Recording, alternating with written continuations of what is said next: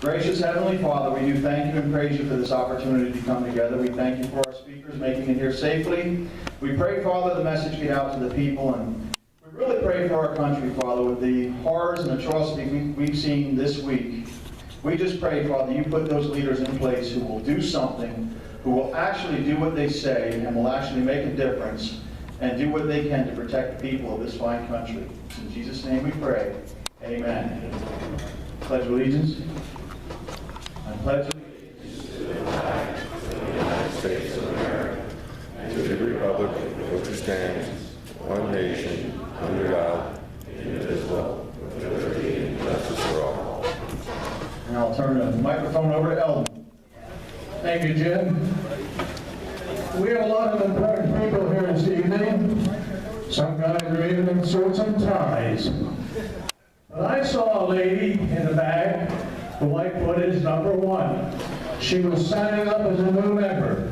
I don't know where she got to, but anyhow, thank you. We have a change in format tonight to see really where we're going. Our announcements are going to be handouts. There's a blue handout like this back in the back on Carol's information table. Please pick it up. There's some important announcements on that. There's a rally about bathroom policy going to Harrisburg on the 27th. Buses will be running. I don't know all the details. Contact information is back there. Rothenberger Insurance has purchased another year of advertising from us. We can use the funds. He unfortunately could not make it this evening. We'll talk to him next month. And Carol asked me to request that all of the people who took her Constitution classes and did not attend the movie night to go back and see her before they go home. There's also going to be one of Dean's activities where he goes out and explains to the community around certain senators. In this case, it's Rod Tublitz, and that's going to be happening in the Pridgeon. The information, again, is back on that blue piece of paper. We know if we just talk to you about it, as soon as you step out the door, you forget the details. At this time, I'd like to introduce our keynote speaker for the evening. He's come to us from a long way. That place down south of the Mason-Dixon line called Maryland. But some of us know him. We've seen some of the work his group does, the Foundation for Applied Conservative Leadership. And it's their philosophy is followed by Dean and his group. They gave me a short bio for him, and it's only 1 page, and I picked out a few high points. It says he's a grassroots activist from Hartford County. Now, boy, if there's anything we need more of is grassroots activists to do something. And Dave is one of these people that puts his feet where his mouth is. He's been involved in numerous local elections where they made a difference, and he spends an awful lot of time doing what we should all be doing. But he is also takes some time out to do some personal activities because he's a Civil War reenactor. Now, he's probably on the wrong side, but, you know, that's the way it goes. But even when he's out having fun, he's raised millions of dollars for the battlefield preservation And in fact, he was instrumental in getting the power line buried out at Gettysburg and Pickett's Charge. So that's some of the highlights, and we're honored to have him in this evening. So let's give a great big welcome to Dave Pridgeon.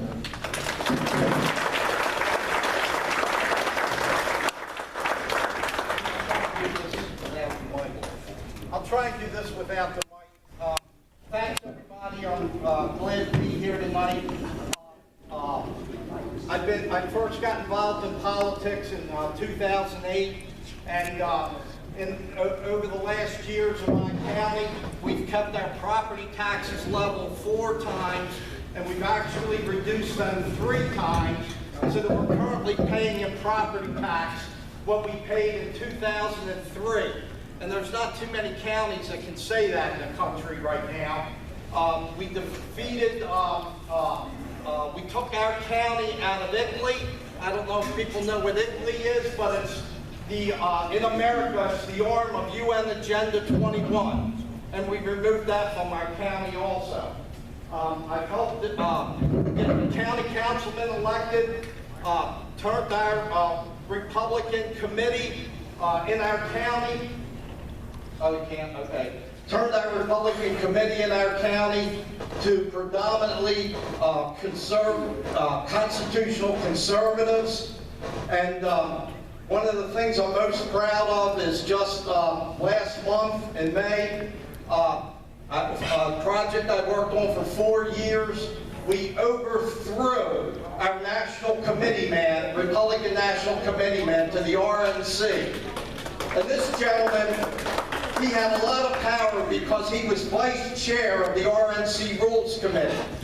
So for instance, in the 2012 convention in Tampa, when at that point in time to have your name put on the ballot, you had to submit paperwork certified for 5 states that you had a majority of delegates in that state. Ron Paul submitted 6 states paperwork, and immediately my national committee man, Louis Pope, called into session the Rules Committee, and on the spot, they changed the rule from 5 to 8 states so that Ron Paul's name couldn't be placed in the nomination. Now, it makes no difference what you think of Ron Paul, whether you like him or not. But you can't change the rules at the 11th hour and 59 minutes mark, you know, after you've went through the entire election cycle, believing that's what you needed to have your name placed in the nomination. And it could have happened to Mike Huckabee, it could have happened to Rick Santorum, it could have happened to anybody. So at that point in time, I marked Louis Pope, my national committee man, to take out, and I'm proud to announce that at our Republican State Convention last month, I beat Louis 365 to 188, and we replaced him with a constitutional conservative. And this is what they do. They use blue states like Maryland, where the party is super weak. They use those people to do their dirty work down at the RNC. So what we were able to show last month is just because the party's weak in Maryland, there's going to be consequences for bad political behavior. So what we're going to do the next 40 minutes here is we do one-day schools. The foundation does one-day schools where we teach political activists. And the first module in that class is called The Real Nature of Politics. And I'm going to, usually it's over a 2-hour lecture. I'm going to condense a lot of it down into 40 minutes, okay? And I'm not used to doing this. I'm taking Ted Patterson's place tonight. So, you know, using the slide projector and all that's new to me, and I already screwed up the first slide up there. It's supposed to say controlling the political environment. So we'll go forward here and we'll see how we do, all right? Keep it up? Okay, all right. I'm usually used to speaking without a mic, as you can tell, and it comes from over 30 years of commanding a battalion and Civil War reenactment, so I'm used to being extremely loud. So, So what is politics? Let's break it down. It comes from the Greek word poly, meaning many, and ticks, blood-sucking parasites. And isn't that about what we got right now, when you get right down to it? What politics is not? This is important. What it's not. It's not looking after the common good. It's not looking after your fellow man. It's not blind allegiance to a political party or their candidates. And haven't so many of us been guilty of that? It's not the art of compromise. And it's not serving Jesus Christ and our Heavenly Father, although that may be your personal interest in doing this. What is politics? Politics is the adjudication of power. It's the process of figuring out who rules whom. It's not compromise, but it's confrontation. The blessings of U.S. politics. Our system allows for peaceful settlement of issues. If you think around the world right now, and you're living in a Christian village in Syria, and ISIS is 3 miles away, you understand how blessed we are in terms of our political system. Our founders set up a brilliant system of checks and balances. Power is diffused at many different levels. There's competition between the sources of power, the states versus the feds, and the executive versus the legislative branches. And irregardless of what some people believe, it is not excessively corrupt. Yes, we run across corruption, but it's not excessively so. Normally those who are screaming about it being excessively corrupt are those that just didn't have the ability to mobilize enough people to win their election. So if the system works and politics is the adjudication of power, what's power? Real political power is forcing politicians to act the way you want or replacing them. That's the real power, replacing them. We're not talking about here about amassing political power into the hands of politicians. We're talking about stripping power away from the politicians and putting it into the hands of the people. We want you to stop being a victim and start taking control of your own political destinies. Danger. Power is not access. We got some examples up there. Access is being listened to by your official, having a seat at the table, having your calls returned, and never being perceived by that election official as a threat. This is what access is. Is this what you want to be? Or do you want to be this? Yeah. I guarantee you, every time my congressman sees me, whether it's at the Republican State Convention or it's at a town hall meeting, he sees me, that's how he sees me, and he knows he's going to have a difficult time because I'm going to be jacking him up about the votes that he's taken.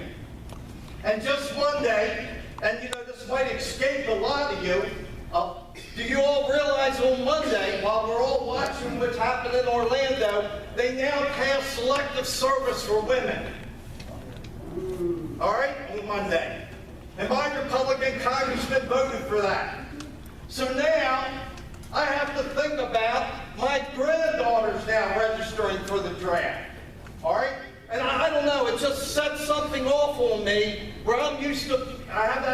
innate thing of wanting to protect my family and the women in my family. So it really upsets me. So that's what I want to be when I see my congressman. This is really important. If you take nothing else away from this tonight, take this statement here. Unless you are politically feared, you will not be politically respected. Would you rather be feared and be respected, or be loved and manipulated? You're going to have to choose. Do you want to be that activist that legislators fear and respect? Or do you want to be the activist that your legislators are going to manipulate? There are two paths to power that if you're an activist, you're going to find yourself on. There's the direct path and the indirect path. The direct path is that chosen by dictators and despots. They have their hands on the lever to make things go. And most activists that are any good stop right there. All right, so that they have access to the politician. They can call him up, and they can explain to them how they want him to vote. But there's another path that's much more effective, and that's the indirect path to power.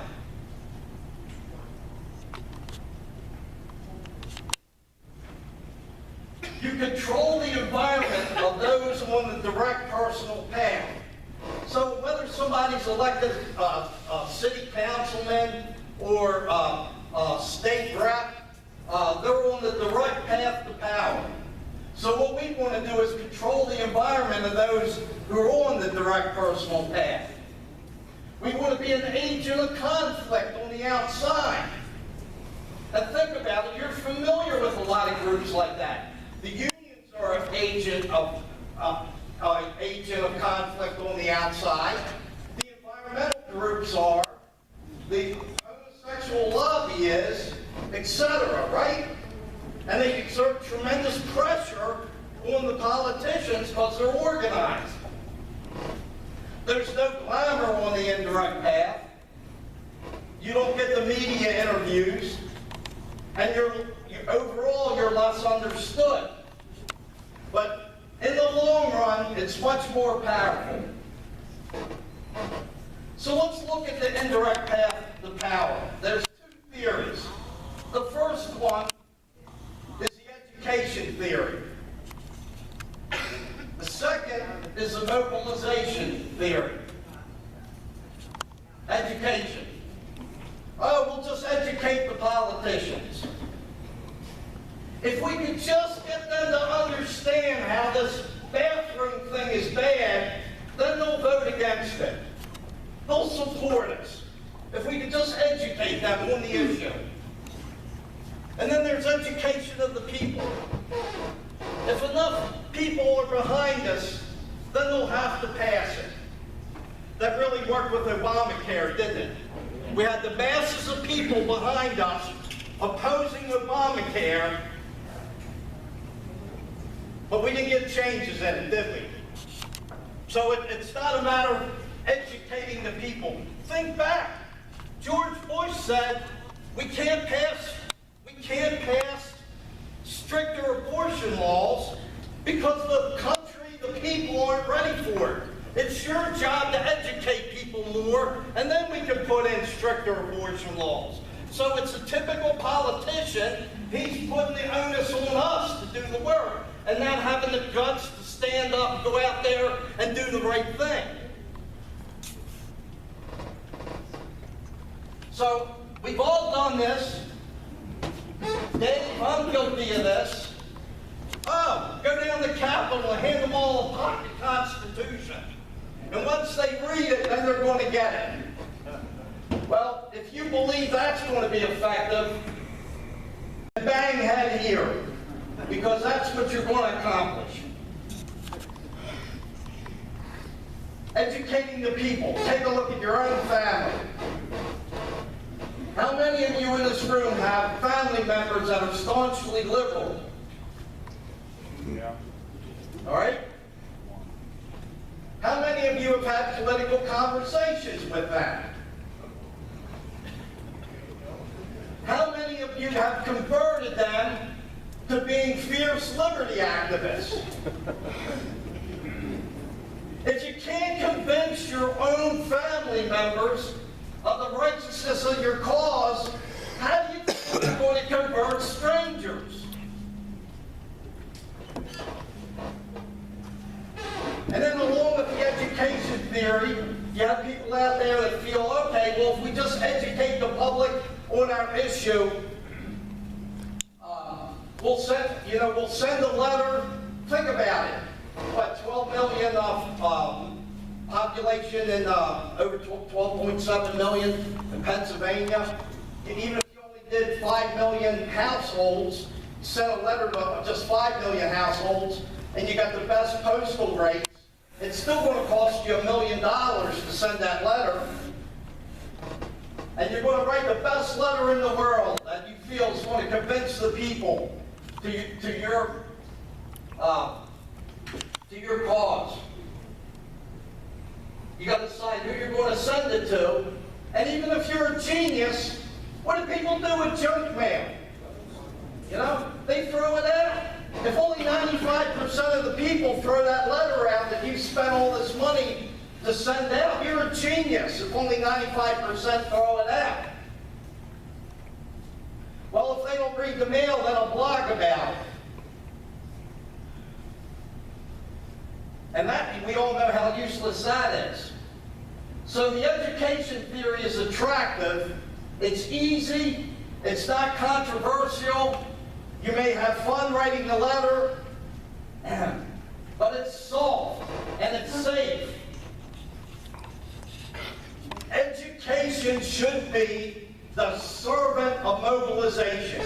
That's where we need to be, mobilization. Politics is a numbers game. It's all about how big is your list. When you get angry that they're putting a tax increase on you, you know, it's fine for you to call up and put pressure, but you want to have a list of thousands of people that when you send the email out, it's going to put tremendous pressure on them. I live in a county with 250,000 people. Right now, our list is 17,400 people. You think they don't feel it when we send out an email telling them to call one of the county councilmen? You're darn right that they feel it. So let's take a look at this. We're going to look at this like it's a general election. I'm going to give you an idea here of how effective you can be. So you can be like Dave when he first got involved in 2008, and I was a complete idiot, and I did not know how politics worked. So with my own money, I bought all this literature, and at every door I started leaving literature for my preferred presidential candidate. So what I was doing was, I was handing out literature to the universe. Everybody that lived in my precinct. So that represents 100%. So what do we need to win? Is it 50% plus 1? Normally we ask questions, but I'm limited on time, so no. We don't need 50% plus 1. Why? Only 60% of the people are eligible to vote.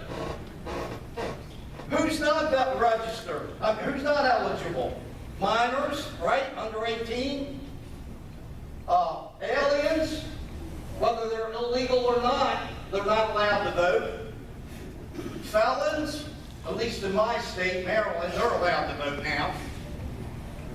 So now we only need 30% plus 1 to win, right? If only 60% are eligible. Well, that's not right either.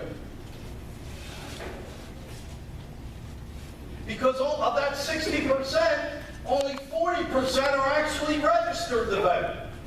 And what about those other people, from those that are eligible to those that are registered? Do we waste time there? No, we don't, because those people are not registered because they don't care.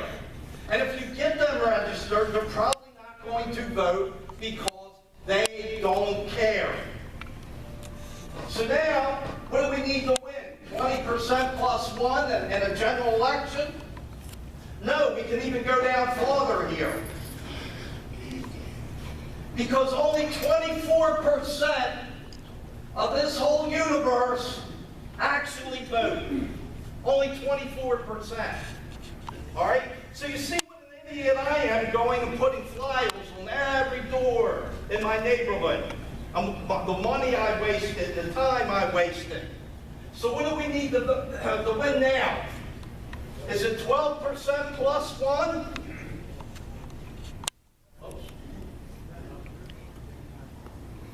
No, we can even get it lower. Because out of that group, 8% are on the Democratic plantation. They're going to vote Democrat no matter what. So you don't waste those time with those people. It makes no difference if it's a socialist like Bernie Sanders, they're going to vote for him. They're on the plantation. And then we got 8% that are on the Republican plantation. Even though that candidate might only support 40% of your views, you're still going to vote for him because he's the lesser of two evils. So you're on the Republican plantation. And then we have the 2% who are going to vote third party. Constitution Party, Libertarian Party, Green Party, and you know what? Those votes don't count. So what we have left in the middle, out of the 24%, is 6% who are single issue voters, who, if they're concerned about guns, and there's a candidate out there that really is going to support their Second Amendment rights, they're going to vote for that person no matter who they are. This is the sweet spot that we want to be. At this 6%. And it's your job to figure out who they are in between election cycles. So what it takes to win is 3% plus one. In a primary,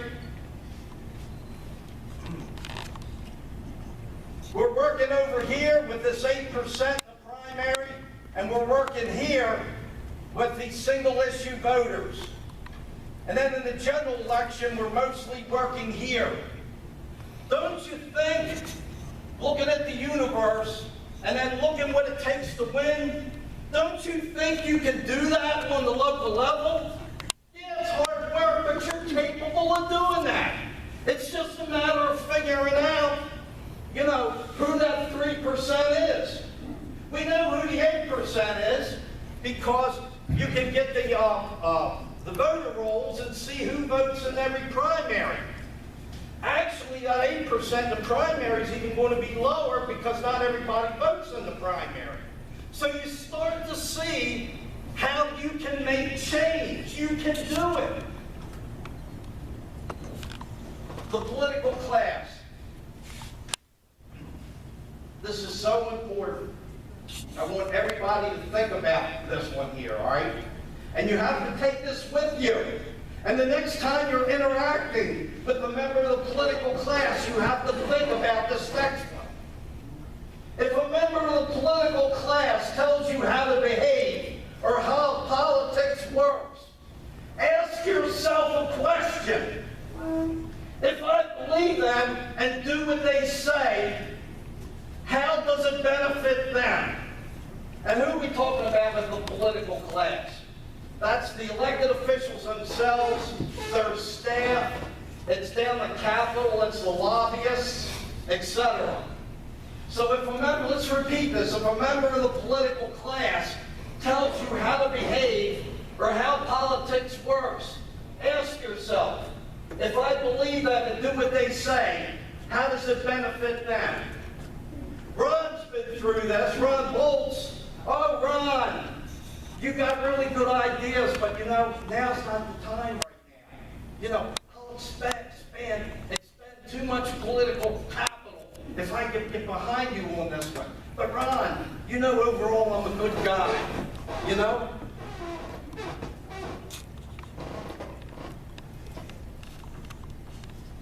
Here's John McCain's reaction to pressure. It's either rage, you just flip the switch, either rage, fury, or condensation and arrogance.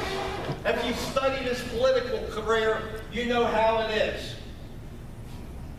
We have this up there because politicians' behavior is predictable. We know what they're going to do. They're just like Pavlov's dog. They respond to two stimuli, pain and pleasure. When you approach the politician, the first thing they want is for you to go away. You ever notice? We'll pass all the renaming of the post office in the world, or congratulating the Little League team, all right? But they do everything to avoid the hard vote. That's because they don't want to get on the record and then you hold them responsible. They want you to go away, and they want to give you as little as possible.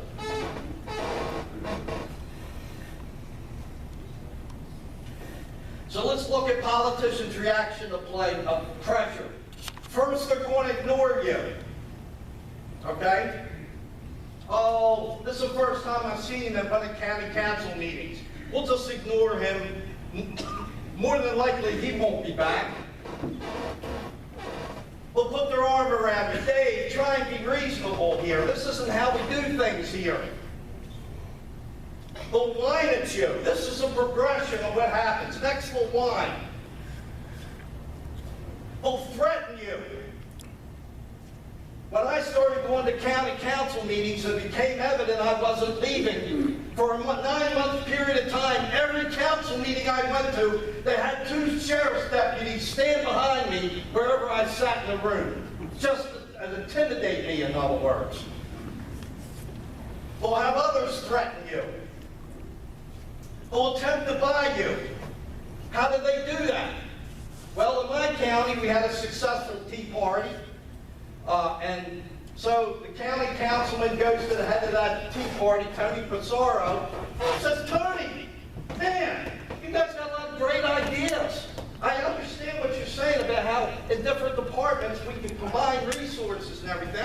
I'll tell you what, Tony, I'm going to make you head of our budget commission.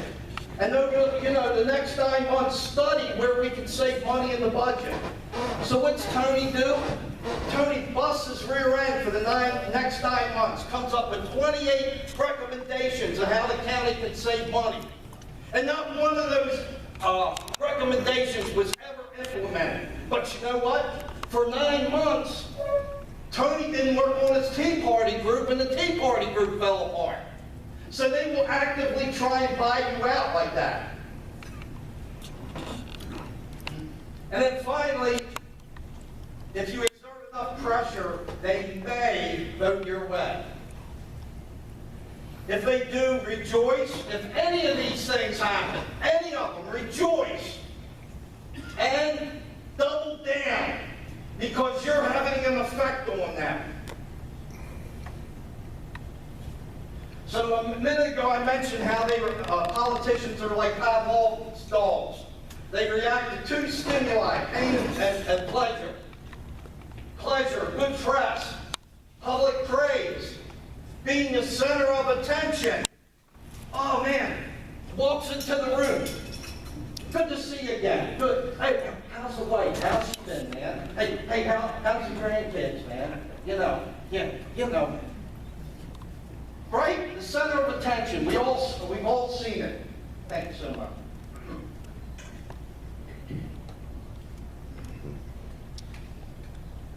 Pleasure's also endorsements, and your group attacking their opponent.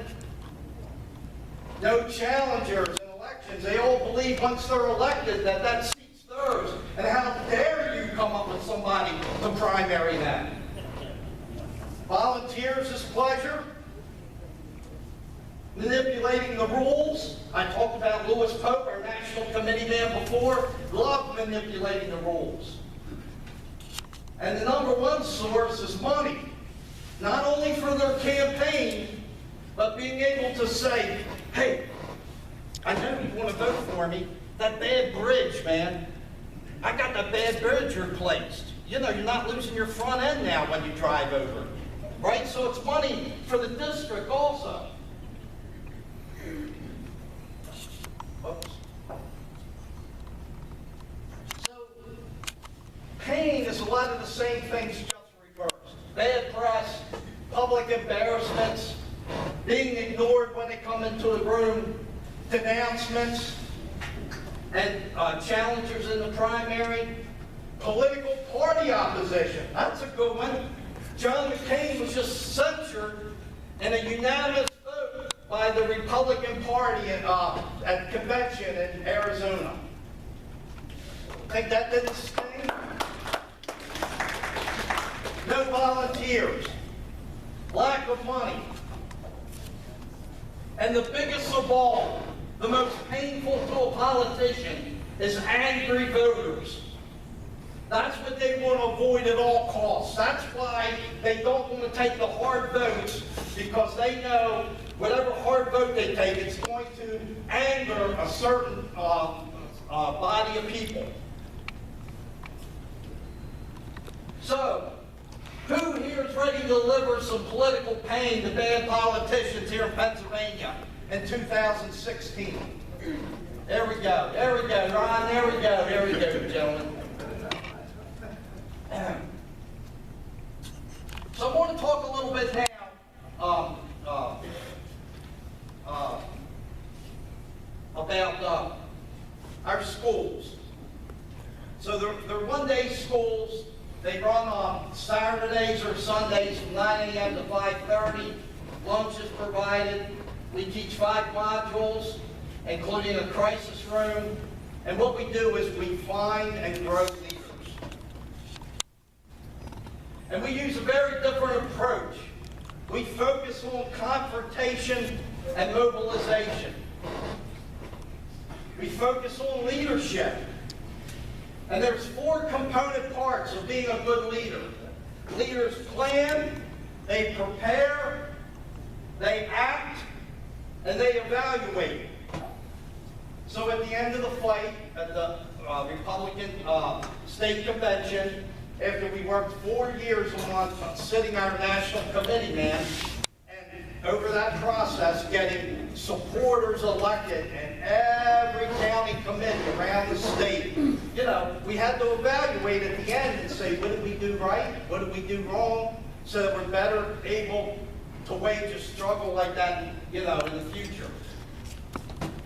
So, you know, as a leader, you're pulling in graphic designers, you're pulling in database gurus, you're pulling in copywriters that can write good emails. And that's all important. All right, people that'll do your monthly tasks. You need followers. But what we're lacking more than anything in this country right now is good quarterbacks. Okay, people that understand the political plays. They can run the play. They know what everybody's job is. They have short and long-term vision, and they can train others. It's not just about the training. It's also coaching and mentoring. From our schools, Ron will tell you, I've been on the phone numerous times with him and Dean. We have strategy sessions. What we do is, when people attend our schools, we help them get new groups off the ground. We do this all over the country. And then groups that are stalled, we help them pick the fights, etc., to move their group farther down the road. Now, what we're going to do. Can't do anything in politics without money. leader of volunteer development, designing literature, email marketing. This is 2 of our main tools, Red Fox 4 and 5-column analysis. There was 580 votes total in our convention. We have a thing called 5-column analysis where we know where to put everybody's name on the sheet and who first we have to go to try and move them to our side. It's a tool to use. Building petitions and landing pages, fundraising, robocall training, data management. We do all these things besides put on a one-day school for people that approach us and are interested. This gives you an idea of schools that we've held over the last couple of years, and as a whole the trend's been up. Last year we had a few less schools, but that's because we reached out to smaller states last year, like Maine. You know, states, Idaho, states that don't have, Wyoming, don't have large populations.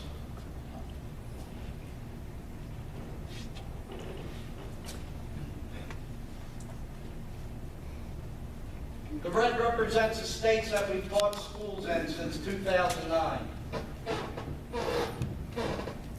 Over 10,000 activists trained at this point. 14 instructors. And you want to damn tired? Yeah, we're okay, good.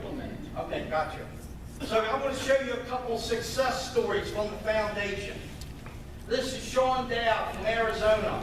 He was an Army Ranger. 2009, he attended his first school. He's implemented this model of confrontational politics that we teach. 29 states he's been active in and 70 elections won. 15 states now have laws that Sean wrote abolishing speed and red light cameras. Remember before I was saying they will buy you? If you're good, they will buy you. The red light companies have offered Sean a job as a consultant for $430,000 a year because of the money that he's cost them abolishing red light and speed cameras. The Sorrell brothers. This is 2 brothers in Alabama in their 20s. They own a bookstore that does over $1 million a year in business. Successful pawn shop. That's Matthew. They quickly took over their local county committee, with getting themselves and others elected, and they also took over a number of seats on the state committee. In just 6 months, they elected a county commission candidate in a liberal district. This is their team at the elections headquarters, waiting to hear how a referendum did. They defeated a referendum on a farm tax. They defeated property tax increases in the 7 surrounding counties. This is one of their postcards that they sent out. They took they didn't say vote against, they said vote for. Propose higher taxes. Supports Common Core. Proven liberal leadership. So they're sending this out to everybody. Vote for big government. Vote Chris Seibert. And this is 2 members of the State House in the center that these gentlemen have gotten elected. These 2 on the ends, in their 20s, 27 and 29 years old.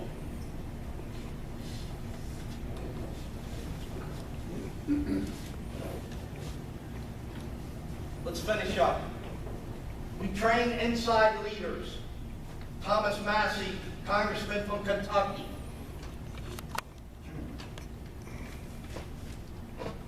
Let me bring them all up, then we'll go through them real quick.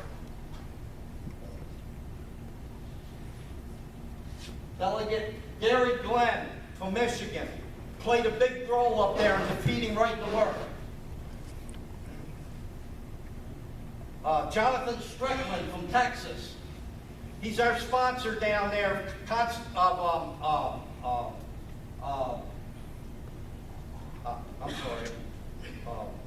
Constitutional Carry. Eric Brakey from Maine.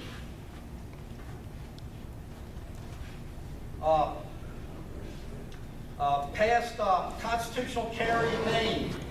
Robin Grammer from Maryland. He used to be head of Campaign for Liberty, our state coordinator in Maryland, and we got him elected. And he's been putting forward our repeal Common Core bills down the legislature.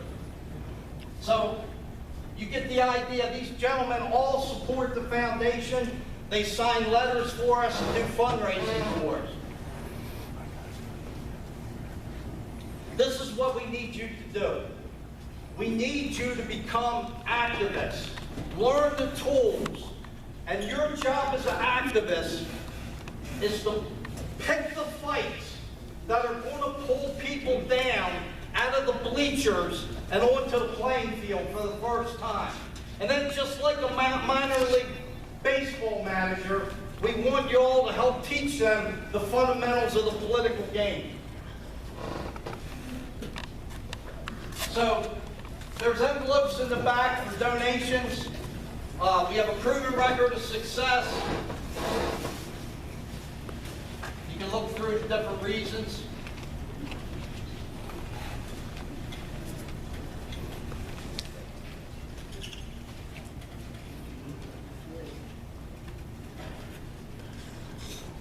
So contact me. That's my email address. dp@facltraining.org. I'll be glad to help anybody out in this room that wants to learn how to be successful on the local level, state level. We need a founding father in every county in this country. And it's not the Constitution that's wrong. It's the fact that we have thousands of elected Republicans all around this country that don't have the guts to stand up and fight for us. So they don't fight. It's our job to replace them. I want to thank everybody for your time.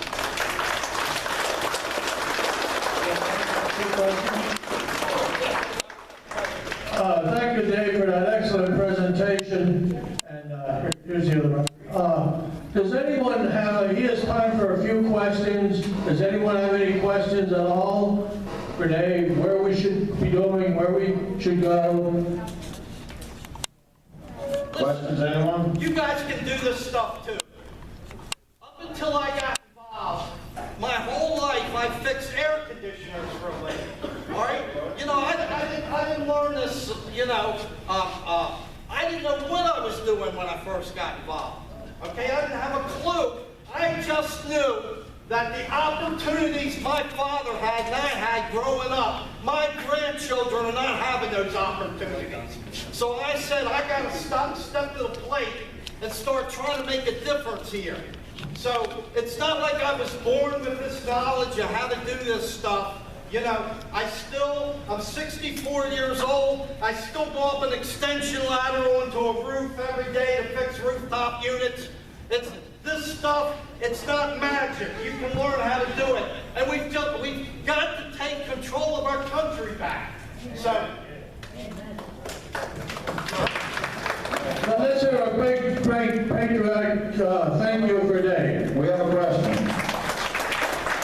Good job. How many years did it take you to become a public speaker and full of fire and energy? Well, I've kind of always been, from doing, like I said before, from doing the Civil War reenacting, I've always, you know, I had to develop a really loud voice to command a couple hundred men, you know, under fire, especially in the woods and everything. And like he mentioned before, one of the proudest things, I've raised millions of dollars for battlefield preservation. I've always had some kind of cause in my life, but one of the proudest things, my accomplishments, is burying that modern power line, you know, at Gettysburg along the Pickett Pettigrew Trimble Assault. You know, so it was over 2 miles of power line I raised the money and buried several years ago. So y'all can all imagine how I feel about this whole Confederate flag flap, you know? So, and let me say this to everybody real quick, all right? I know I'm running. You're kind of, go ahead. I purchased my first set of Confederate flags, and my wife and I have a place down Sea City in New Jersey where we go to the ocean. And on the way down 49, we pass a place called Finn's Point. And it's right outside of Salem. There's over 2,400 Confederate soldiers that are buried there on New Jersey soil who died at Fort Delaware during their incarceration. And now under federal law, you're prohibited from putting a Confederate flag on their grave. And I told my wife, every trip down the ocean now, I bought flags, we're putting flags on that grave. And whether you agree with the cause or not, you know, those guys, they deserve to be remembered and not their sacrifices washed away. So. Amen. Amen to that. We really appreciate you having Dave, and you know, hopefully some of your message gets through to just a couple of people. Thank you, Jim.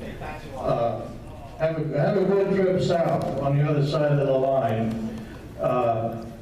We have 2 additional presenters that will take some few minutes. One of the subject is ghost teachers, which some of you may not be too familiar with, but hopefully we can learn about what's happening. And the other one is something that we've had more about, heard more about recently, is a proposed public restroom policy. So the next presentation is a speaker who is here from the Commonwealth Foundation. I'm having one of those senior moments. Yeah, his name is Bob Dick. I mean, it's a big long name you can't remember. But he's been with the Commonwealth Foundation for 4 or 5 years, and came all the way up from the King of Prussia, not quite as far as Dave. But he has a message for us that is something that I feel personally that we should pay attention to and take some action in Harrisburg. So Bob, it's all yours.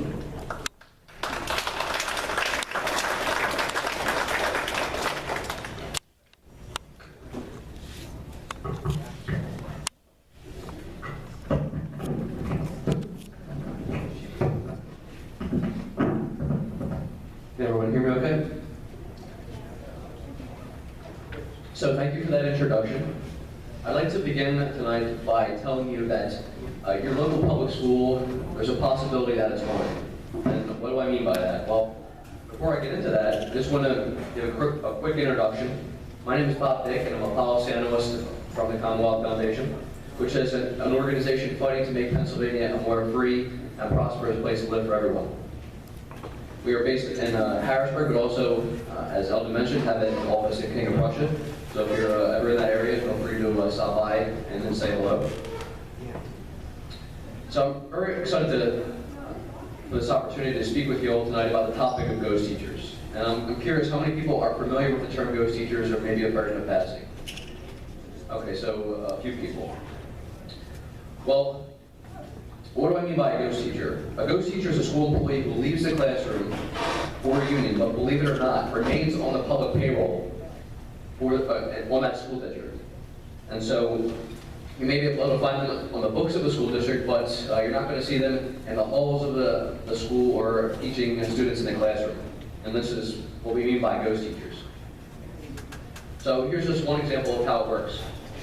And now in town, the school district, really the local taxpayers, cover both the salary as well as the benefits for the president of the Allentown Education Association, or the AEA. And this is the local teachers union in the Allentown School District. So according to the Fairness Center, which is a nonprofit interest law firm and also a partner organization of the Commonwealth Foundations, this subsidy to the Allentown Education Association has cost taxpayers in that district more than $1.3 million since 2000. So essentially, it's a subsidy to a private political organization, that being the teachers' unions. And it gets worse. Union employees, like the president of the AEA, can accrue seniority and pension credit while they're working for their union. So imagine that you're a teacher, you're working 25 years, you accrue seniority for 25 years, and there may be a teacher who worked for the same school district in the same school for 5 years, but then went to work for the union for 25 years. They now have more seniority than you do. So why is it important? Well, in Pennsylvania, there's a policy known as LIFO, or last in, first out, and that governs the way that school districts lay off teachers. So the last hired is usually the first fired. Now imagine if you're, again, a teacher, say you have 7 years experience teaching, and there's another teacher who has 5 years experience teaching in a classroom, but also 5 years working for a union. That teacher is going to get laid off last of those two teachers. So how is that a fair arrangement to the teacher who's in the classroom, teaching students, trying to improve their lives? I mean, is this how we're supposed to be treating teachers? Are we supposed to be giving these sorts of privileges and breaks to local unions as well as state unions in Pennsylvania? And I would say most certainly not. So while that example that I just provided is a hypothetical, layoffs in the Allentown School District are not. According to a report, 466 employees, including 272 teachers, since 2011 were laid off in the school district. So imagine you have this subsidy going to this private local organization, the local teachers union, all the while a slew of layoffs were implemented because the district is in financial straits. But this to me doesn't make much sense, but I guess it wouldn't be the first time that there was a government policy that didn't make much sense. So of course, Allentown is not the only school district that has authorized ghost teaching, otherwise known as release time or union paid leave. The Philadelphia School District also authorized a similar practice at the insistence of the Philadelphia Federation of Teachers, which is the local teachers union in Philadelphia. That union's president, Jerry Jordan, has been on release time for 3 decades, which is longer than I've been alive.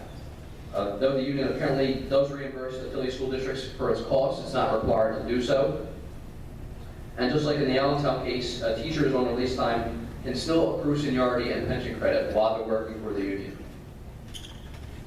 And accruing this pension credit is a problem, especially in light of the pension challenges that Pennsylvania faces. This is probably one of the biggest issues that lawmakers are going to have to deal with. We have a $63 billion unfunded liability or pension debt that is staring us dead in the face. And here we have public employees, excuse me, not public employees, but private employees working for their union, also accruing pension benefits. And they're in the system even as it's underfunded. So there's certainly something wrong with that picture. And why should any private employee earn these inflated pension benefits when they're not working for the public? They're supposed to be working for the public. This is a public pension system. And why are these private employees have the privilege of acquiring these public benefits? So release time really isn't unique to Pennsylvania. It's also practiced in states like Michigan and Connecticut, as well as Arizona. In fact, in Arizona, our sister think tank, the Goldwater Institute, filed a lawsuit to end release time in the city of Phoenix. And the police officers there, they had taxpayer-paid salaries and benefits. And according to the Goldwater Institute, this cost taxpayers more than $4 million annually. So again, this is a taxpayer subsidy to a private political organization. Fortunately, the State Court of Appeals ruled the city's release time was a violation of the state skip clause, and so now the case is headed to the state Supreme Court. So there has been some success in terms of litigation and trying to fix this issue in Arizona. And so following in the footsteps of the Goldwater Institute, the Fairness Center has filed 2 lawsuits to stop school districts from diverting these public resources to these private interests. And both cases are making their way through the courts as we speak. I'd just like to briefly summarize 3 of the Fairness Center's legal arguments. against release time, and I know some people, looks like you're dozing off, so I'll try to get through this quick. Prohibits discrimination on the basis of sex, race, color, national origin, or religion. That's Title VII. Title VII does not establish transgender status as a protected class, and any effort to do so by executive fiat violates the law. Pretty simple? Yes. Okay, Title IX. We had a little history class on Title IX. Title IX is also civil rights law that states that no person shall, on the basis of sex, be excluded from participation in any educational program or activity that receives federal funds. Wait a minute. There's nothing in Title IX that can remotely be read to require schools to allow boys that identify as females to use the girls' facilities. Again, even if we assume that Title IX bars discrimination on the basis of gender identity, a school's practice of reserving single-sex bathrooms, single-sex locker rooms, or single-sex showers to those of the corresponding biological sex does not involve any discrimination on the basis of gender identity. They fail there too. Let me give you a couple quick examples. 11th grade girls in Palatine, Illinois, are now wearing their gym clothing underneath their regular school clothing on the days they have phys ed, because they're scared to go into the locker room and change for their gym class because they know there's a transgender student in that class. They are horrified. Another example, a transgender born male, he still has a full set of male genitalia, but says he's a girl, was allowed in Alaska to compete in their state track and field competition last month. He won 2 medals, one in the 100-meter dash and one in the 200-meter dash, competing against all girls. And some of the girls were like in 9th grade, and he was a senior. He also had played on the girls' volleyball team and the girls' basketball team at Haines High School in Alaska. Well, because he says he felt like he was a girl, he was allowed to. Is that right? Yeah, I don't think so. Now, I finish up. We talked about the 10th Amendment. Under the 10th Amendment of the U.S. Constitution, the federal government has no authority to interfere in local school districts' bathroom policies. Remember where I started off? Where you, the public, are the head of your school district. You elect school board members. They hire the superintendent who oversees the programs. Remember? Well, that's because of the 10th Amendment. The 10th Amendment states that the federal government possesses only those powers delegated to it by the U.S. Constitution. All remaining powers are reserved for the states or the people.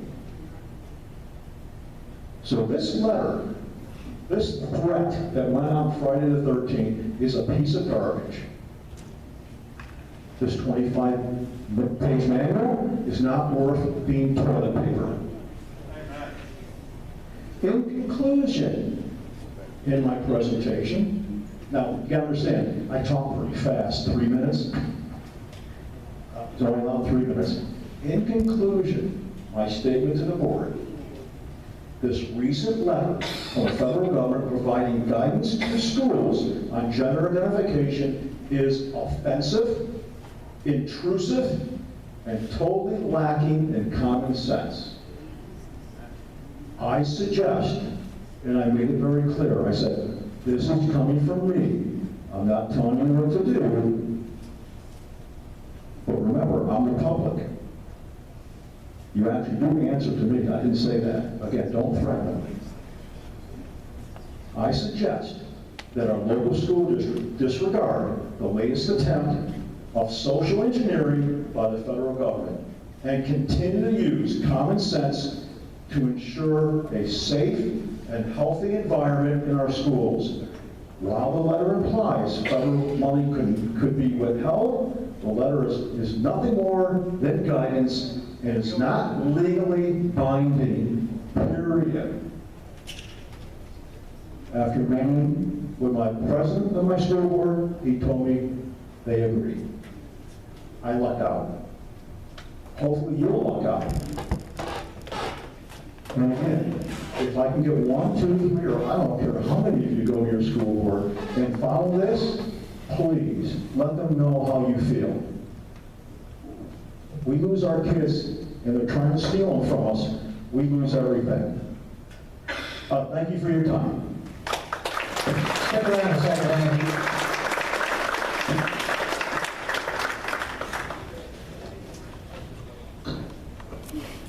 As you notice, we saved the best, I was going to say for the last, but we have a couple other issues.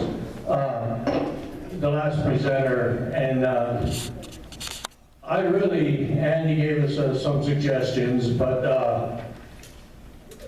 where do you think we can do, or where should we go from here as the Patriots to take care of this issue so that it doesn't get into our school districts? Do any of you have any suggestions, or would want to talk to the board? Anybody interested in becoming involved? Nobody. Well, that's encouraging. Thanks, Andy. I really appreciate that. Along with those lines that Andy talked about, there's going to be a rally on June the 27th in Harrisburg about this subject. There's buses already scheduled to come from across the state as far away as Pittsburgh. There's some local buses going to be leaving, and again, there's more information back on these blue slips.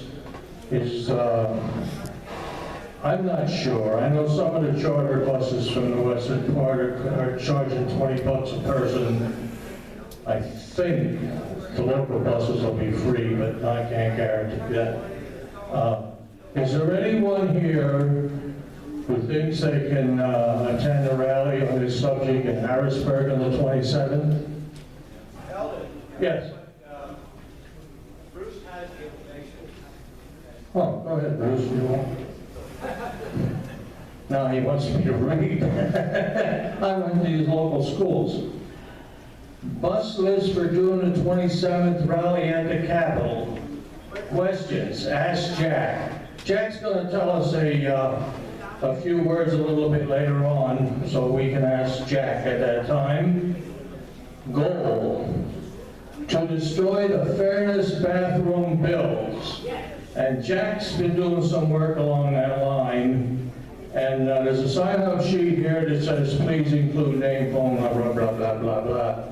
So this will be back in the bag. If you're interested, please sign up. And even if you don't want to go on a rally, why, you just want some information, leave us your contact information.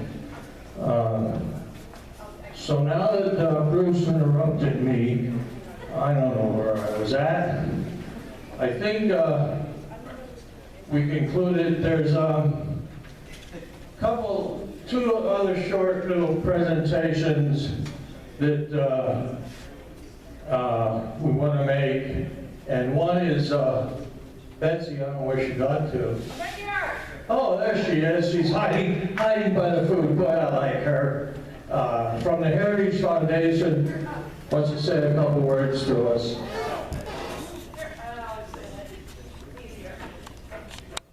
Good evening. Again, my name is Betsy Nelson. I'm from the Heritage Action, which is actually the sister organization of the Heritage Foundation. We serve as the strong arm of the Heritage Foundation. We take their great research and make it into something actionable.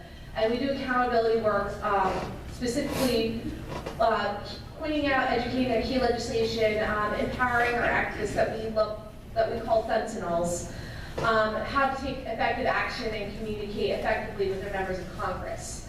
I wanted to kind of give you two quick notes, and I wanted to clarify a few things that I've been hearing even tonight in regards to the bathroom issue at the federal level. The information, and I just want to kind of reiterate that I keep hearing about the federal bathroom bill, the federal bathroom bill. To clarify, there was actually no federal bathroom bill. There was a mandate. And the reason why I want to kind of reiterate this to you guys is that one of the things our Sentinels do is actually they call all the time into members of Congress. And I heard feedback by saying, I've heard some really bad information. And I think one of the things I really want to re-emphasize to all of you tonight is when you go talk and do pushback and really go out and mobilize, you want to be sure your information is accurate. Because if it's inaccurate, your members are not going to listen to you.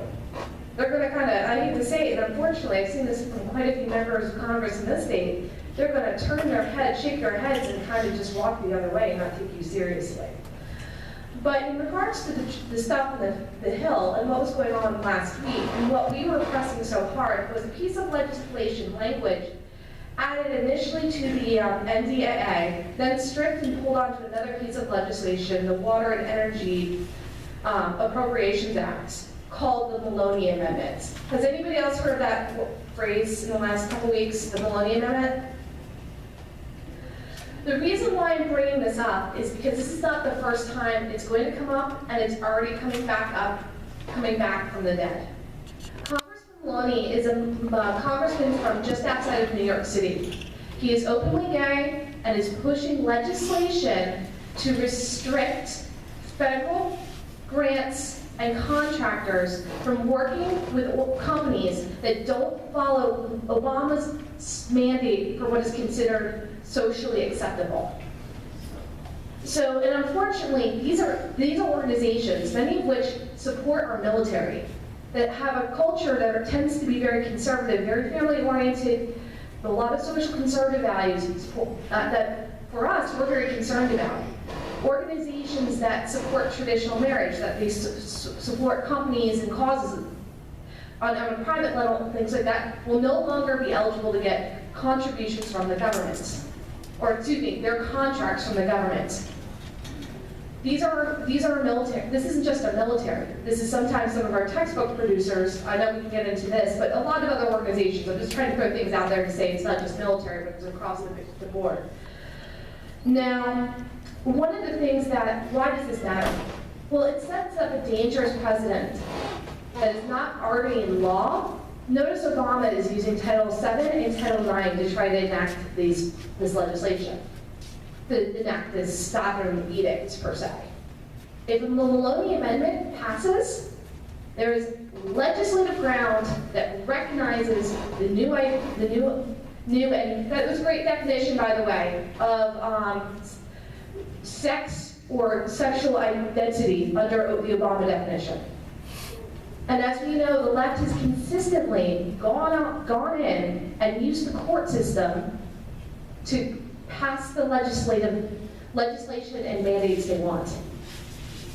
That is why it's so important to be aware of what's going on in Congress, because this one line could have such a huge ramification long term. Now, fortunately, it's dead at the moment, but Congressman Maloney is pressing on this. And unfortunately, here in the southeast and northeast, Brian Costello, Charlie Dent, Pat Meehan, Ryan Fitzpatrick, all voted in support of the amendment, and the legislation that was in the amendment. Actually, Charlie Dent was one of the most outspoken supporters of the amendment, stating, of course they're going to vote for this amendment. Not voting for it means we're going to discriminate against people. Ryan Costello said, basically gave my personal favorite response in a form letter one of the Sentinels I work with sent me. I voted for religious liberty and protecting the rights of individuals, but I also voted for workplace protection. Now, I want to kind of rein this into one other major issue, and this was a vote that was also touched on earlier tonight, the NDAA vote this week in the Senate. As many of you know, how many of you are aware of the selective service conversation and women being drafted? Has anybody heard about that in the last couple of weeks? Going back again to Obama's social mandate, we are, as of Tuesday morning, the Senate passed legislation with language that now has possibly meant women between the ages of 18 and 26, should the draft be reinstated, will be eligible and expected to sign up for selective service. For those of you who don't know, selective service is what basically drafts troops troops into the military for frontline combat service. Now, I don't want anybody to misinterpret this as a man that we don't agree with women in the military. In fact, one of my best friends is an Air Force pilot and engineer, and actually one of the best in her unit. So don't think that's at all what I'm saying. However, consistently, since women have, under the Obama administration, been allowed in combat, there have been multiple studies done, the most recent by the Marine Corps, that we have discovered that women are 69% more likely in a combat scenario to be injured, and not just a basic injury, a severe, permanent, forcing retirement injury in combat. Could you please summarize, please? Yeah, oh, sorry, I'll shorten that. So basically, what happened earlier on Tuesday is the Senate and the House now need to meet because that was not in the House version. So if you guys could take 5 minutes, call Pat Toomey and tell him who voted yes, women should not be in combat because, frankly, we are doing both our military a disservice because they are not able to compete at the level we expect them to. Not that they can't, but they're physically, and I'm saying this as a woman, by the way, and it's consistently shown that they just are not performing and our troops are suffering. This is not serving our military interests. So Toomey has an opportunity to really speak out and be sure that this legislation is stripped from the Senate version of this bill moving forward. I just ask, can you give him a call and say, hey, Senator Toomey, why are you asking our daughters to serve when our military doesn't want it? Why are you listening to the Obama agenda on this issue? And if you guys have any more questions, I will write up on the issue in the back. I'm happy to answer questions. There's a lot of stuff going on the House and Senate side along these sort of conversational lines. It's been a very, very busy year. I haven't even scratched the surface on any of these issues, so I feel bad I can't get into more depth. I'm getting pushed off stage. So thank you so much. Again, I'll be in the back to answer any questions. Thank you, Betsy. I appreciate your comments. I've been sort of saving this gentleman from for the last because I feel that what he has done for all of us is very important. And now I lost him. Is Jack still here? In any case,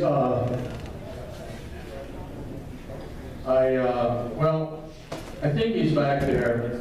There's a couple other questions I'll get to before Jack gets here. I'd like to get some input from the audience. How many of you have Facebook? Half a dozen or so. We have a Facebook site set up for the last several years.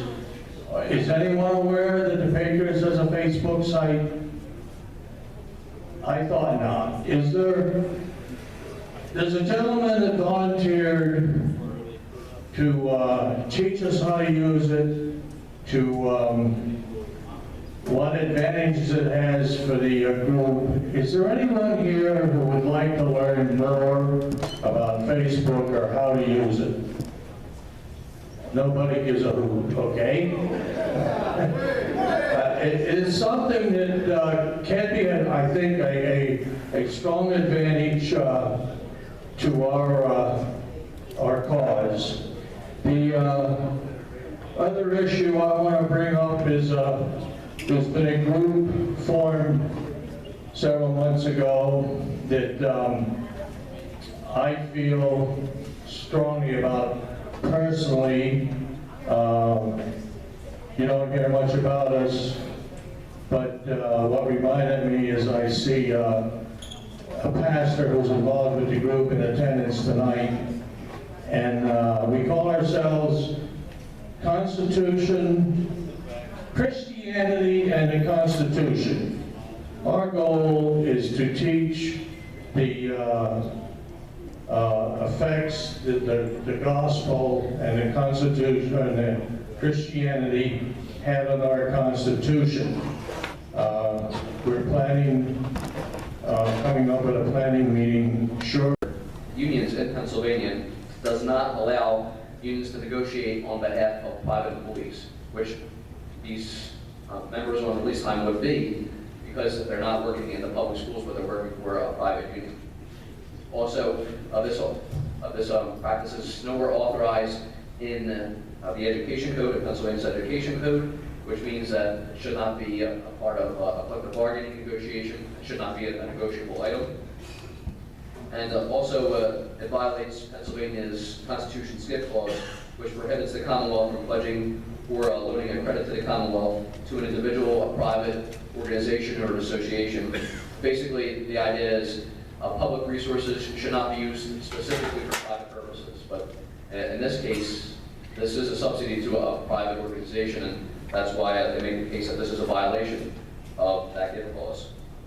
So while we hope that courts will do the right thing and put an end to this practice, we can't count on them. We can't count on them to do so, and that's why the CF is out there waging a battle on the legislative front. We are supporting House Bill 2125, which is sponsored by Representatives Saccone, Pridgeon, and Phillips Hill. The legislation would end ghost teaching with 2 exceptions and require unions to fully reimburse districts if teachers do take leave. And right now, that's not the case. So essentially, unions are, milking taxpayers in some of these districts to help finance their political operations and their operations in general.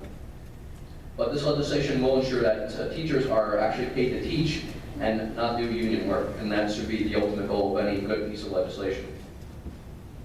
And finally, I would just say if this topic interests you, I would encourage you to visit our website at commonwealthfoundation.org/ghost. We have a lot of great information, a lot of resources on there. There's a good video. Also, depending on your school district, you can look up the particular provisions, whether or not your school district has release time. All that information is there, and that's available to you. Also, in the back, I have a couple of handouts that are free for you to take, as well as a sign-up sheet if you are interested in getting more involved in this. And thank you very much for your time, and I look forward to your... Thank you, we have plenty of time for questions. I know most of you aren't familiar with the practice of so-called ghost teachers, but please feel to ask any questions about that you may have. Anybody? I guess you did a good job. I thank you very much. And would you please see that we get that bill number? And thanks for being with us.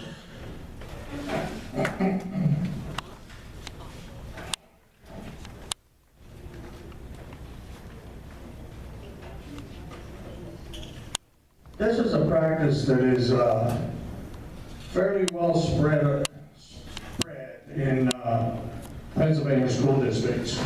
For the most part, it is not too obnoxious. As he mentioned, the biggest problem is with the pensions.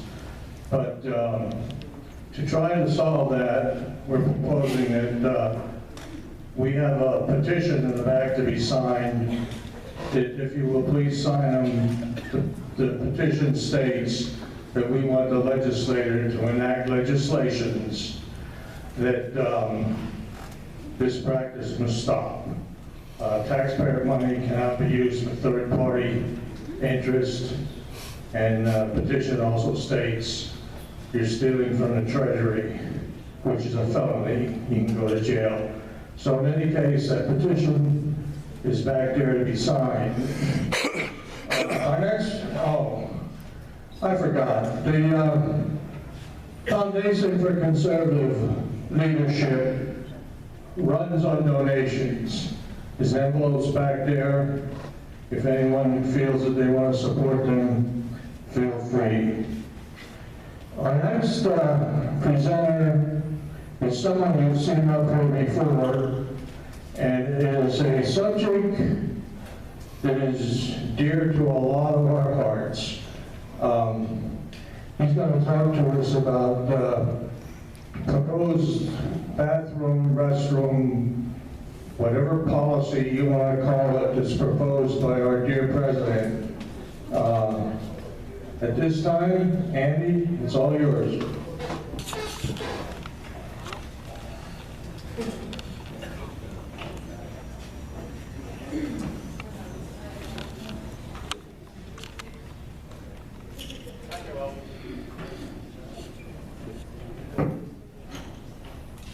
Good evening, Patriots. Good evening. All right, you guys are doing good. You remember me from past times, right? Get you going, okay.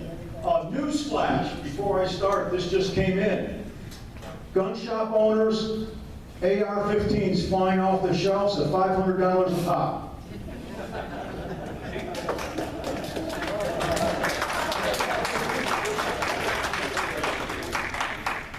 It might cost more than that. Oh, well, anyways. I want to thank Alvin for inviting me. I want to thank the board of directors for Berks County Patriots for allowing me a few minutes to speak for a topic that is close to my heart, and I believe it's going to be close to yours.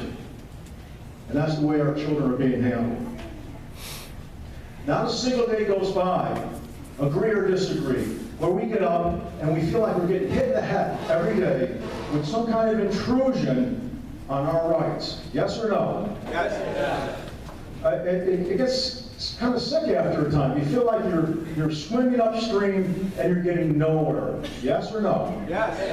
Okay. Don't be discouraged. You may need a timeout from once in a while. I do recommend that. Turn the TV off, don't watch the internet. Just, go watch some birds outside or whatever, play with your pets. But then come back and hit one thing at a time. But there's so much out there, they're overwhelming us. How many people here are parents who have children in school today? Just raise your hand. Okay. How many are grandparents that have children in school today? How many people here are school board members? Okay, just one. Well, that's good. Or there might be some here that didn't raise their hand. Okay. Anyways, what I'm going to talk to you about is a way you could present to a school board where you live, a PTA where you live, or any civic organization that you think will believe that our children are number one. They're the most important thing to us. We don't need the government, especially the federal government, telling us how to raise our children, or how they should act, or what they should be. We know our child. When you had children, you knew their gender, didn't you? You probably knew their gender before they were born, because you had a what? A sonogram, right? Those of you that couldn't wait for that nurse to come in the room and tell the father, it's a boy, it's a girl. Well, nowadays they have a sonogram party. And they go have a sonogram and they see, well, before the baby's born, it's going to be a boy, it's going to be a girl. So now they decorate the bedroom for the girl or the boy. And within 3 years, a child knows their gender. Almost, not quite, 100% of children know their gender by age 3 because the way they were raised by their parents. This presentation, like I said, feel free to go to your school board. If you decide to go to your school board and speak, be very respectful. I was successful. I lucked out. I presented to my school board about a week ago, a little more than a week and a half ago. And I followed all the rules, and I was respectful. Someone told me, take an army of people with you, storm the castle. No, don't do that. You won't get anywhere. You'll turn them off. School board are people just like you and I. They're good people. They will be turned off if you attack them. Basically, the president won't allow you. The school board president won't allow you to attack the school board. You'll be thrown out. But here's the hierarchy, the way our children are to be taught. Up here is the public. Who's that? Who's the public? You guys. You guys are the head of your school district. You guys run your school district. You are up here. You elect school board members. You elect them. They answer to you. The school board hires a superintendent. The superintendent recommends other hirees, oversees the curriculum, makes sure the ship is sailing above water financially, but he answers to the school board answers to you, right? Is that the way it works? That's the way it works, okay. Now, each school board has different policies, if you're going to address them. If I can get one person in this room to address the school board, then I've done my job. Hopefully I can get more of you to do so. Again, you have to live in that school district. You don't have to have kids in the school district. But if you have children or grandchildren, it should be close to the heart. They do have rules. A couple of rules that probably are universal are, you got to fill out a card. When you get to the school board meeting, get there a few minutes early, you'll fill out a card that says your name, what you want to speak to the school board about. So they get you on the agenda. Then individuals will be called up by the school board president. It's usually right at the beginning of the meeting. You'll identify yourself and the topic, then you'll speak and address the school board.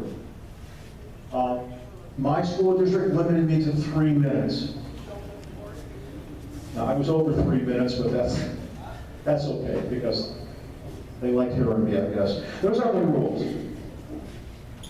They have the right to remove any citizen who violates their code of conduct. You attack a school board member, you attack administrator, you are bringing up information that's private about a student. No, they're going to say stop. You're done. Don't storm the castle with signs and all kind. Although they can't bring signs in, posters. You'll be asked to leave. Banners. No, you don't need that. All you need is yourself with common sense. Now they do have the right under state law. That's their authority that they can stop you. They can ask you to leave. So don't say my rights are violated. Okay, again, I lucked out. My school board listened to me. They will not answer any questions. So when you look at them, look right in their eyes, speak very slowly, be passionate, don't attack, make sense, do your homework, and if you want information on how I did it, I will send it to you. Send me an email at coachpan@yahoo.com. Coachpan, C-O-A-C-H-P-A-N @yahoo. I'm not going to have any sign-up sheet. That's pretty easy. Coach Pan, first 3 letters of my last name. Yeah, I was a coach at one time. Okay, now here's how it happened. On Friday, May 13th, wouldn't you know, Friday the 13th of May, every school in the country got a letter. It's right here. It took me a while to find it. Asked my wife. It took me 45 minutes to find it on the internet. It's from the U.S. Department of Justice and the U.S. Department of Education, both offices of civil rights. It's an 8-page letter. I will send this to you. Email me at coachpan@yahoo. If you don't want to do any presentation to your board, I will send you the letter to read. I will also send you the 25-page manual that they send out to all the schools. This manual will be enough to make you, well, depends how strong your stomach is. For example, I'm not going to read the manual, 25 pages, but I'll send it to you. For example, on one page here, and I actually did fold it, because I know I'm on the clock here. Here we go.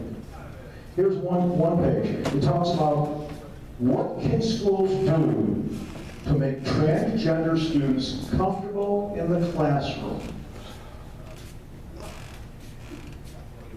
In Maryland, here's a couple things they did.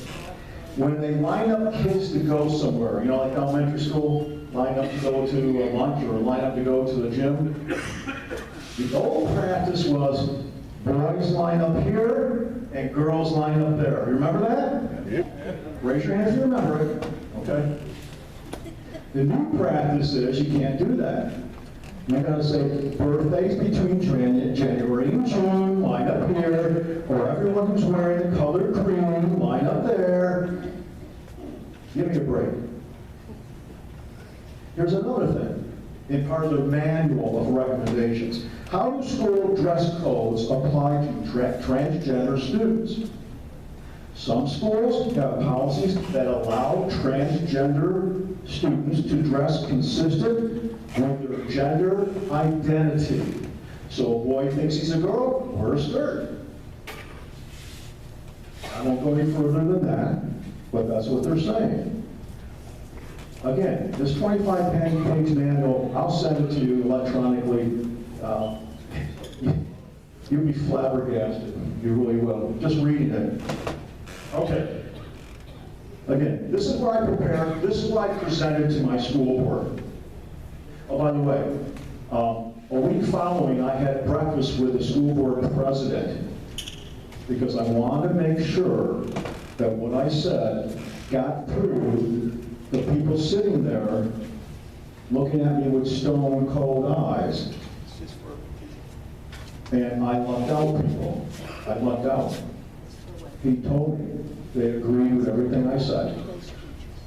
He told me we're not going to cave. He told me we'll make exceptions for our transgender.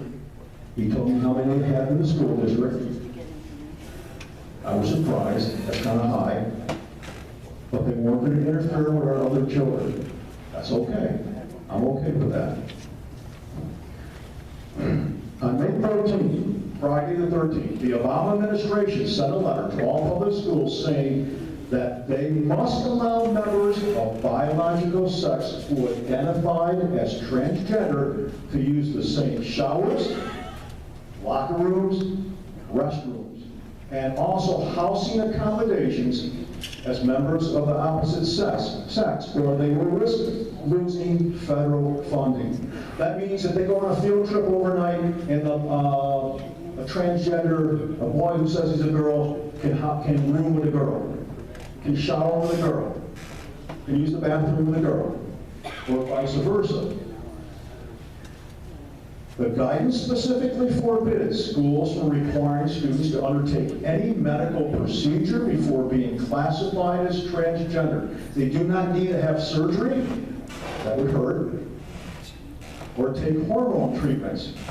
The instant a parent or guardian tells the school district that their son or daughter now identifies as a member of the opposite sex, the school must comply with no further conditions. So, a 11th-grade boy wants to peek into the girl in the showers. No longer he doesn't need to drill a hole in the wall to peek into the girl's shower. He goes into the principal's office and says, I'm a transgender, I think I'm a girl, I feel like I'm a girl, I'm allowed to use the shower. Principal says, I guess okay. The Obama called this measure that allows biological males to spend overnight field trips in the same hotel rooms with a biological female as common sense. A common sense measure designed to foster safety. Are you kidding me? I'm not making this up, people. It's legal experts in the Department of Justice, Department of Education say that this is based on Title IX, but no federal law says anything in Title IX about gender identity. The body of my presentation also gave them a definition. What's a transgender? A transgender are people who experience a mismatch between their gender identity as being born male or female and their gender expression. That's what they think they are. There are estimated 700,000 transgender people in the United States today. The estimated population today, 2016, in the United States is 322.5 million. Okay, now, who's good with math? That means transgender in the United States is 0.03% of the population, or if you like decimals, it's 0.003. That's why when my board president told me there's 2 transgenders in my school district, I was very surprised to hear that number. The dictates, or what the government says are guidelines, issued by the feds make several references to Title VII and Title IX. How many people know what Title VII is? Anyone? One hand. How about Title IX? Who knows what that is? 2 hands. 3 hands, okay. Well, I had to educate the board, just in case. I mean, I'm sure they knew, because they, they're good people. Who feels they'd like to be more involved or is concerned about what effects our Christianity faith had on the Constitution? Okay. Did Jack get back? No, he'll be here in a minute. He's outside. I called him.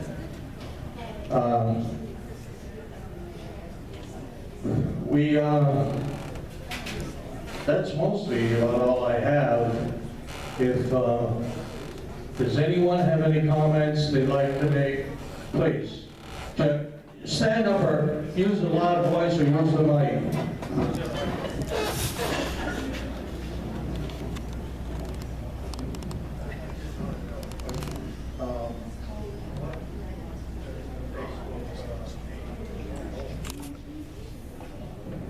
Linda Brancadora, what is the Facebook name for Berks County Patriots? Berks County Patriots, 2015. Okay, you get that? Berks County Patriots 2015. Thank you, Jim. Thanks for the I'm question. not a Facebooker, so. Yeah. Yeah, we'll have to get more information on our website. How many read all the website pages, the newsletters that Linda puts out to us? About a third of us. How many here do not have the internet? Okay, that's a problem. I don't know. Linda, do we still have our calling list in practice? For those who don't have the internet, I think Obama gives it away free now. If anyone is not getting phone calls, that does not have the internet, Jack's better. okay. See Linda and make sure she has your name so that she can get you on her calling list. She has a committee of people that call our members to let them know what's happening or where you can help. So at this point, I'm going to let Jack explain in a few short minutes of what he has done for us. I feel as though he is the king of the hill at the moment. He is a path that we should all be following to get our representatives out of the General Assembly to pay attention to us. Jackie, where'd you get to? I just want to remind everybody that Dave Pridgeon came a long way, and he has envelopes in the back. If anybody has, here we go. He took a long trip to get here, and he came on his own free will, so if anybody wants to donate to his cause, he's got envelopes in the back. Thank you. Okay, good evening, Berks County Patriots. Good evening. A pleasure to be here tonight. It looks like you're all awake there and bright and sharp tonight. Certainly grateful for Dave and everybody here tonight, and Dave being from Harford County, Maryland, that's where I grew up. The first 26 years of my life were spent down there in Jamba, and Dave knows right where that would be, on 152 Crossing Mountain Road. I'm going to give a little quick update, and I don't have too long to speak because you have lots of things going on. This Monday, we spent an entire day at war in Harrisburg, in the state capitol, and many of you here over the last several months have contributed to petitions which we were taking to defeat, to destroy the Fairness Bill. And the Fairness Bill involves a lot more than just transgender boys in the girls' restrooms. It also involves if a business would not be willing to hire a homosexual because of their Christian convictions, that they could be fined, they could even be put in jail, because it even has a paragraph in the bill that says this will be under the police power of the state. And it also affects landlords and renting and things of that nature. Well, we had accumulated 8,100 signatures between our efforts and another group's efforts, and we were just collecting signatures. The bill was sitting in committee, nothing seemed to be happening. And a week ago, over in the House, the bill had been in Darrell McCaff's committee, and being very adamantly opposed to the bill, he would not let the bill come out in any way, shape, or form. So the Democrats had only one choice, and that was to discharge it from committee. So they filed for a discharge resolution, and which would put it effectively before the entire House. And the House would take a vote whether or not they would actually take a floor vote on the bill. This was a week ago. I was alerted to it by our chief volunteers at a church in 3 Mile Island. Immediately I was on the phone with Darrell McCaff's office, and also with Michael Gear, the president of the Pennsylvania Family Institute. It was very clear that the liberals wanted to vote on this bill actually in both the Senate and the House before the Pennsylvania Family Institute and Carla's Defend My Privacy Act, before they had their meeting, their rally in the Rotunda on June the 27th. And Representative Franco, a Democrat, had said, there's no opposition to the bill. Well, I talked to Michael Gear, and he said, you got petitions, you bring them down. Monday morning, we rode in. There was about 40 of us for the petition submitting. We submitted petitions to the Speaker of the House Majority Leader, the Senate Majority Leader, the Senate Pro Tempore, and also to wonderful Scott Wagner. I say wonderful very sarcastically. Democrat Frankel was there when we were rolling the petitions in. He had said to someone, there's no opposition to this bill. He was not very happy. He was very unhappy. And even 5 hours after the petitions had rolled in, we were talking to Senator Richard Alloway, who, by the way, he says he's for the NRA, he's for marriage between a man and a woman. But when questioned on this bill, he says, I have no position. He actually had the nerve to tell us there in his office, I don't have to answer to anyone on this hill. And that's coming from a so-called conservative, so-called Republican. But even at 5 o'clock in the day, he acknowledged that petitions had come in 5 hours earlier. A result of many people, and I know Elder lifted me up, but there's no reason for that, period. I am one little spoke in the will. But a result of many people standing up was that this week, where there were bills and there was going to be a vote in the Senate as well, all of that was postponed. In the Senate, the bill had been in Mike Palmer's committee, and they could not get it out of his committee, so the move by liberal Republicans in the Senate was to break the bill into 3 bills, and only 2 of them are posted on the website at this point, 1306 and 1307. And I kid you not, even Mike Palmer did not stand as strong as he should have initially. On Monday when we were there in the Capitol, we had to encounter Palmer in the hallway, and he's like, well, Jack, the battle's over. I thought when David was talking tonight how politicians tell you how things work. And he's like, well, Jack, there's nothing I can do. I did everything I can do.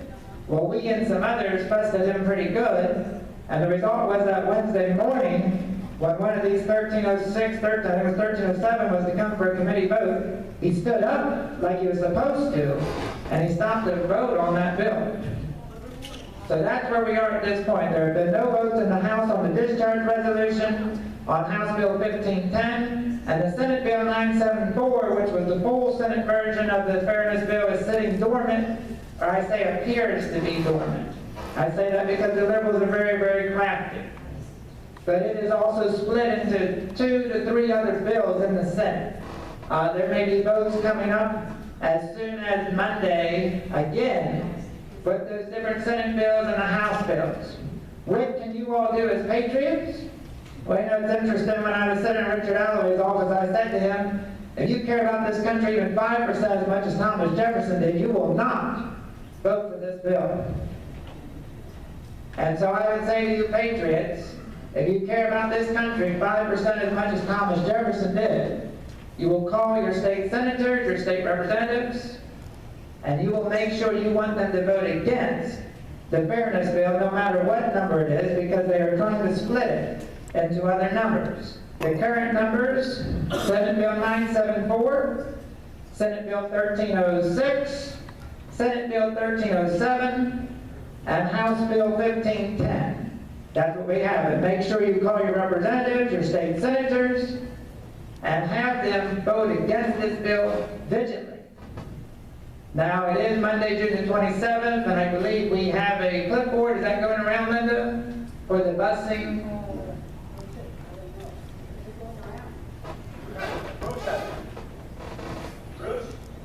Anybody that's interested in getting involved, sign up at one of the tables back there. There'll be people with sign-up sheets, and it's very important. Also, the clipboard's what he's talking about. It'll be back at a back table, and also there are these blue sheets that explain some of the things he's talking about.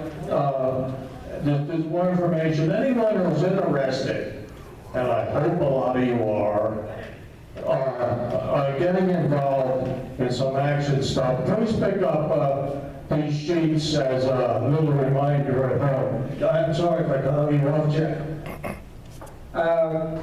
Maybe we can pass this around. Is that okay? Is that confuse anything to pass that around? Then I have one other quick comment. On the blue sheet shows July the 13th, PA Liberty Alliance. That's the one month of the year that we do not meet. So the next meeting will be in August, and that will be on the pro-life movement. In fact, the black lady that I know personally from our church, who grew up in the slums of Lebanon, had children by various fathers, had one of them aborted. She later was converted, and she is very sensitive on the issue, but she will be speaking. Recently, I helped her change from the Democrat to the Republican Party so she would have at least some better choice in voting. But she will be talking about her experiences before and after abortion and the horrors of it. She did say one thing when she was in the abortion clinic in the recovery room. Every single mother in that room was crying because they knew what they were doing.